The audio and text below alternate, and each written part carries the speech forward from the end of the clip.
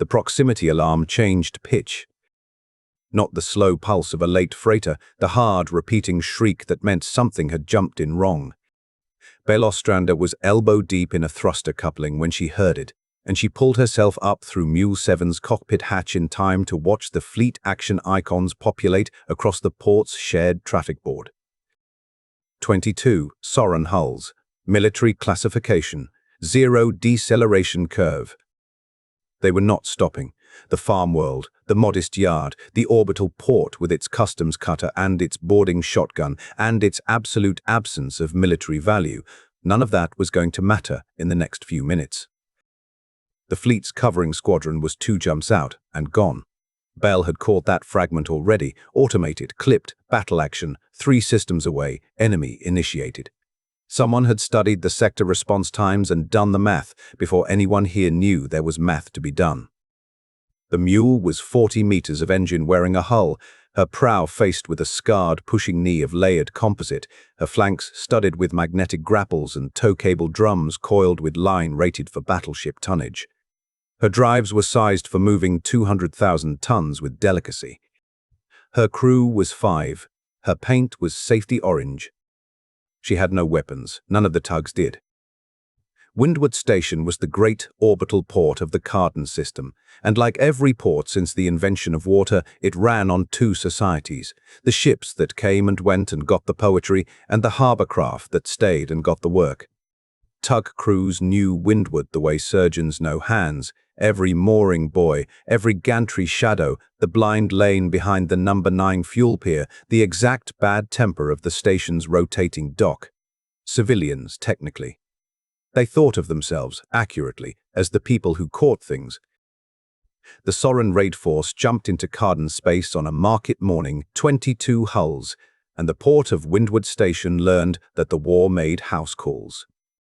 The arithmetic of the raid was announced by the enemy themselves, with the confidence of practitioners, a broadcast in competent human standard addressed to the station, offering terms. The Sorren were not conquerors, they were harvesters of the war's edges, and their trade was prizes. Ships taken intact. Cargo.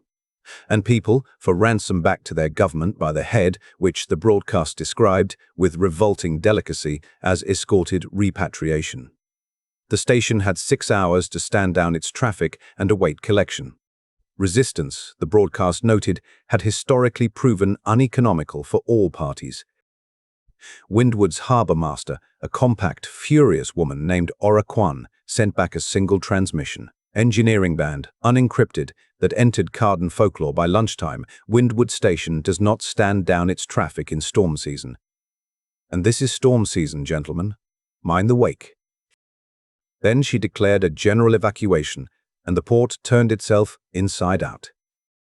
31,000 souls were aboard Windward, or in its roads that morning, residents, dockers, transient crews, a school of 200 learning port trades. The plan, improvised in 40 minutes by Kwan and every master in the harbour, was brutally simple. Everything that could hold air and burn would load people and run for the jump limit, 11 hours out at freighter pace, where deep water and the hope of naval relief lay. Liners took thousands. Or boats took hundreds in swept holds. The customs cutter took the school. The Sorren, watching this defiant scattering assemble, adjusted with the ease of professionals. Their heavy hulls stood off to await the main harvest, and their vanguard, 11 fast cutters and boarding craft, moved down into the harbour approaches to begin collecting ships as they sortied. The way bears fish a river mouth, unhurried, positioned, choosing the fattest. There was no navy within 3 systems. Between 11 armed collectors and 31,000 people in unarmed hulls stood, by any military accounting, nothing. The military accounting had overlooked 5 tugs, 4 pilot boats, and the standing disposition of harbour people everywhere, which is that things going wrong in the roads are, professionally and personally, their business. First blood went to the enemy, and the harbour's answer to it was invented in 90 seconds by 5 civilians, because that was the time available. The liner, Garden of Hours, 4,000 souls aboard, was 200 kilometers into her outbound run, when a Sorren boarding craft ran her down, matched and latched to her hull, just aft of the passenger ring, cutting gear already glowing against the plating. The liner could do nothing. Liners are corridors and hope. The traffic channel carried her master's flat report, and then, unplanned, the voices of 4,000 people's worth of silence. The Mule 7 was 11 kilometers off, outbound as corridor escort, a role that until that moment had meant traffic management. Belle Ostrander's log entry for the next 2 minutes is quoted at every harbour school in human space, mostly because of its tone, which is the tone of a work order. Observed border attached to assist. Closed. Applied standard breakaway procedure for unauthorized attachment. Standard breakaway procedure, in port work, is how you remove a barge that has magnetically fouled a hull you are responsible for. The Mule came up on the boarding craft's blind quarter at working speed, set her scarred, pushing knee against its flank with the exquisite gentleness of 16 years of never scratching anyone, engaged 4 magnetic grapples rated for battleship tonnage, and then did what tugs are. She burned, full power, in a twisting lateral shear that no boarding clamp designer had ever imagined, because boarding clamps are designed against ships trying to pull away, not against 40 meters of engine trying to peel. The boarder came off the Garden of Hours with most of its cutting collar still attached to nothing, tumbling, thrusters firing in confusion, and the Mule, per procedure for wreckage in a fairway, tossed it. 2 grapples released at the top of a rotating swing, and 1,100 tons of Sorren boarding craft went spinning down out of the shipping lane on a trajectory the Tugs navigator had chosen with harbour thoroughness to intersect nothing for a very long time. The Garden of Hours ran on, and through the traffic channel, from ship after outbound ship, came the sound the Sorren had not priced into their arithmetic, a harbour, finding out it had teeth. They organized inside the hour, because harbour people drill for disaster the way navies drill for war, and a raid, Quan announced on the working channel, would be handled as a disaster with opinions. The 5 tugs, Mule 7, Mule 3, the heavy-lift monster, Ox, the old brute, and the nimble Terra became the harbour watch, stationed along the evacuation corridor like sheepdogs on a flock's flank. The 4 pilot boats, fast and unarmed, became its eyes, running sensor picket in the approaches, calling Sorren movements in the port's own crisp traffic grammar, cutter inbound laying 3-2 minutes, fat and confident. Quan ran the whole board from Windward's tower, coordinating evacuation flow and battle, such as it was, in the same breath, a harbour master conducting the strangest port schedule ever kept. And the tactics came, invented under fire, out of the tools of the trade. Bump and run. A tug at working speed does not look fast, until 11,000 tons of shear arrives on a blind quarter, and after the second boarder was peeled and thrown, Sorren craft began approaching liners the way one approaches livestock that has unexpectedly kicked a man over a fence, which cost them time, and time was the whole war now. The clothesline, tow cable, battleship-rated, strung slack between 2 tugs running parallel, invisible to a cutter's collision radar at combat closure, and the 3rd Sorren cutter to charge the corridor met 400 meters of it at speed and left the engagement minus a sensor mast and its dignity. The breakwater, the Ox, and the port's cargo handlers slinging strings of loaded containers into the approach lanes as tumbling obstacles, converting empty space into the one thing raiders could not plan through: clutter. None of it was war, exactly.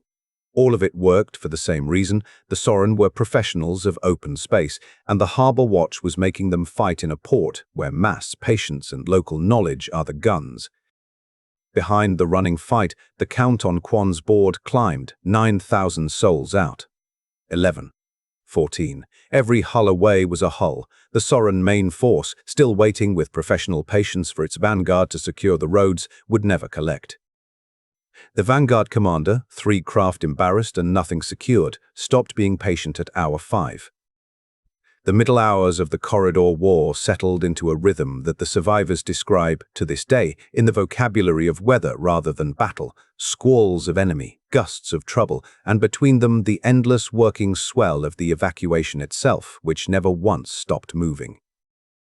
That was the Harbour Watch's true achievement, the historians agree, more than any peeled border or clotheslined cutter. The flow held. Liners sortied on schedule into a contested fairway because schedules were the tower's religion, and Quan enforced them mid-raid with the same acid patience she used on ordinary mornings.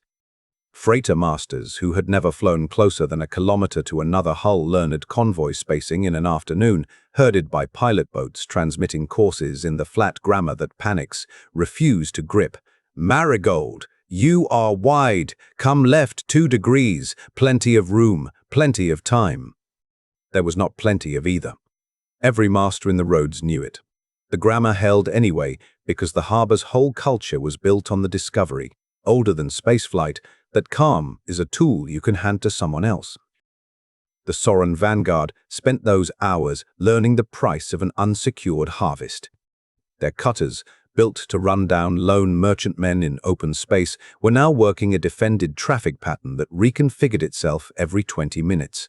Container breakwaters drifting into new alignments, tow cable traps re-rigged between fresh pairs of tugs, blind lanes that were safe, one transit and occupied by 11,000 tons of grinning safety orange the next.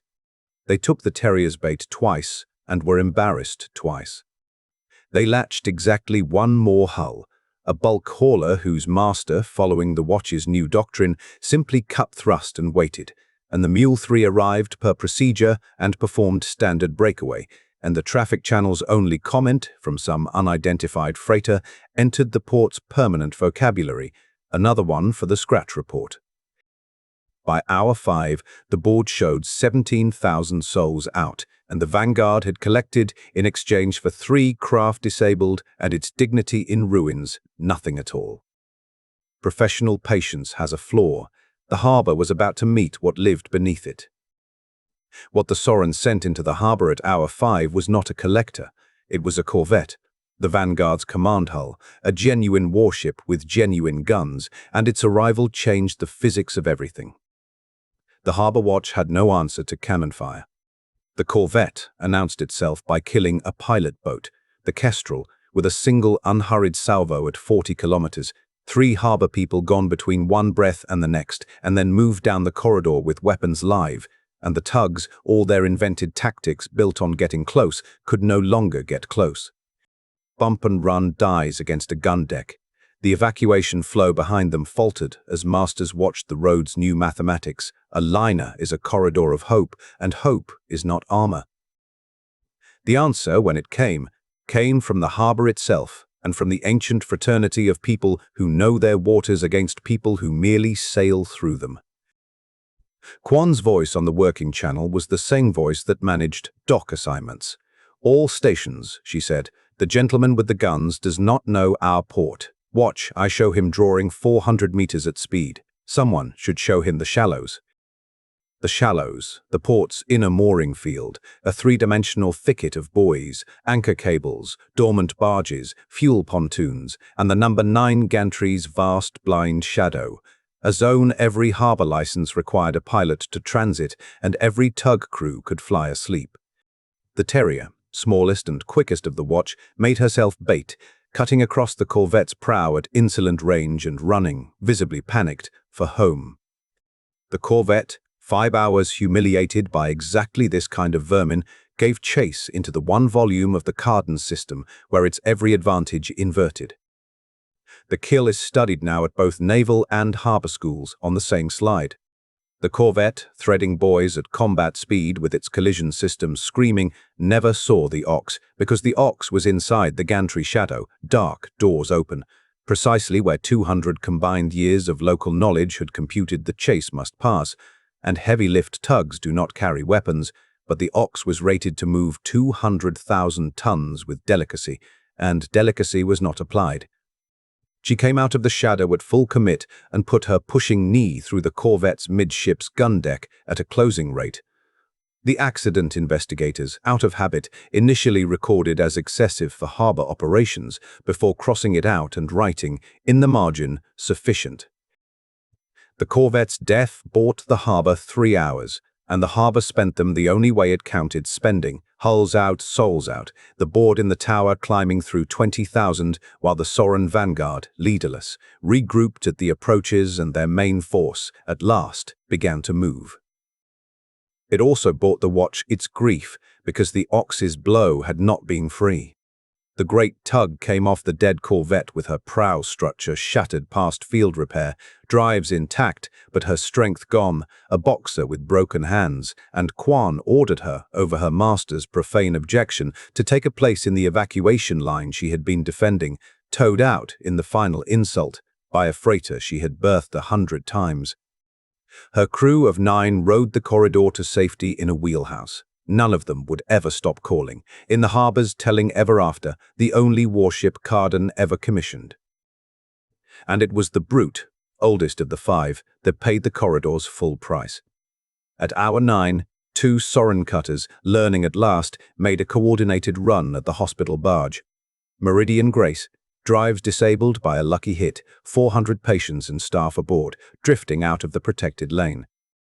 The brute got there first because her master, 61 years old, 40 of them in the roads, had positioned for exactly that failure mode an hour earlier, reading the barge's flickering drive plume, the way harbour people read weather.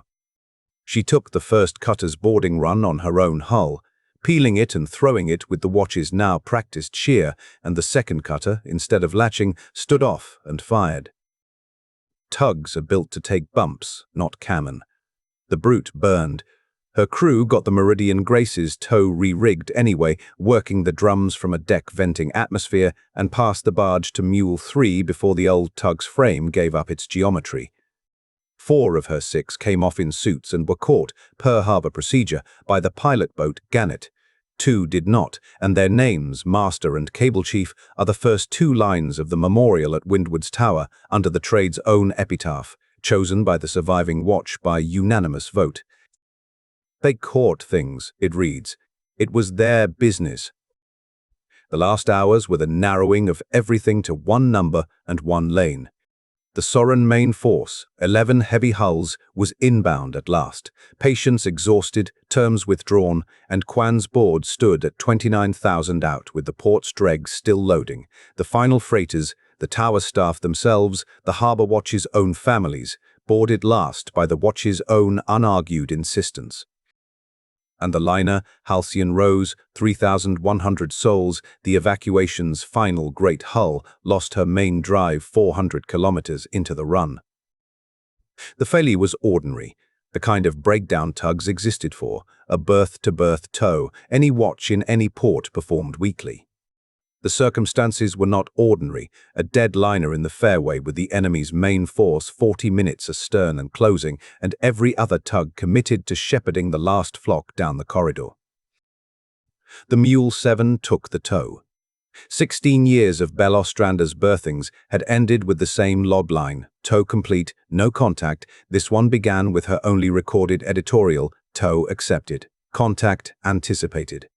The Mule came alongside the Halcyon Rose, took her on the hip, the working tow, hull to hull, the tug's engines becoming the liners, and burned for the jump limit at the maximum thrust the coupling could bear, 40 meters of safety orange dragging a quarter kilometer of passenger ship, while astern, the lights of the Sorren van resolved from stars into shapes.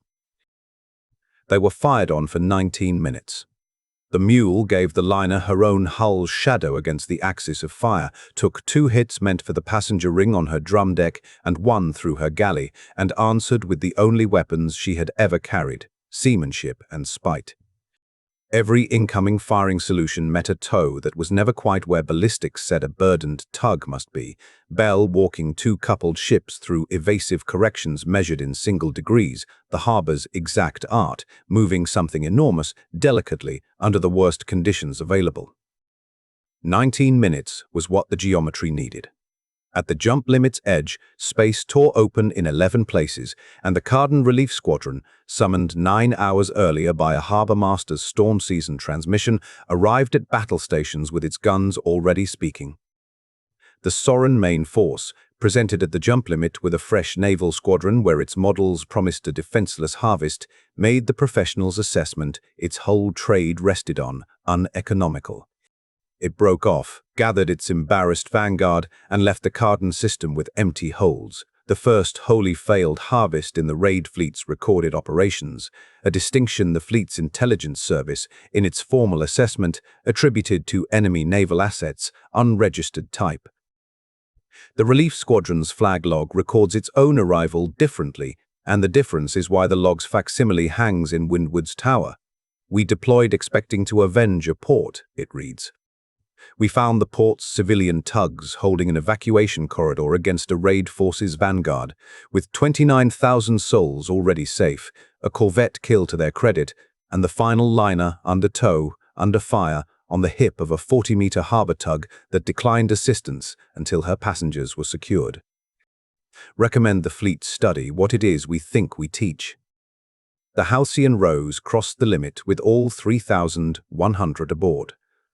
The Mule 7 cast off her tow and then, and only then, reported her own condition, which was hold in 3 places, drum deck wrecked, galley open to space, crew of 5 intact and, quote, requesting berth assignment and a quiet week. The squadron gave her an escort instead. 2 destroyers, unordered, 1 to either flank, and the harbour watch's battered survivors, the Mules, the Terra, the towed Ox, came home down their own corridor between lines of warships whose companies had been mustered at the rails by their captains, an honour the fleet renders to hulls returning from battle and had never before rendered to anything painted safety orange. Belle Ostrander's log for the day ends in the trade's own grammar, and the fleet has learned better than to edit it. "Tow complete," it reads.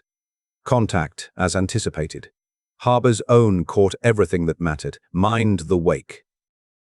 The fleet tried to give the Harbour Watch medals, and mostly succeeded, though the ceremony was reorganized twice around the honorees' work schedules, the port having reopened within the month and traffic, as Quan noted from the podium, not moving itself.